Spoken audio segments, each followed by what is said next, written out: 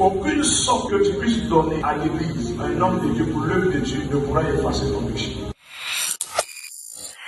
Dans la dimension d'offrir, on ne vient pas que offrir, mais on vient s'offrir.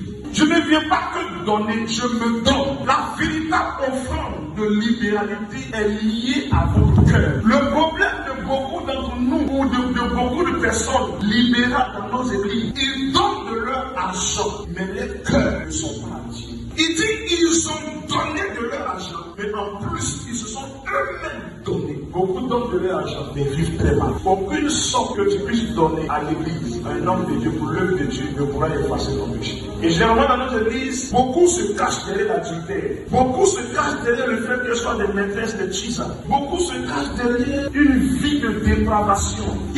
Mais avec une libéralité légendaire. Des fois que le pasteur sait que le monsieur a 3 femmes dans l'église. Des fois le pasteur sait que la sœur n'est pas mariée, elle gère le mari de quelqu'un. Mais quand le pasteur dit, elle est prête à donner beaucoup d'argent. Vous voyez, c'est bien pour lui donner cet argent-là. Pour que nous puissions faire l'œuvre de Dieu. Mais regarde, si tu donnes de ton argent que ton cœur ne lui appartient pas, c'est zéro.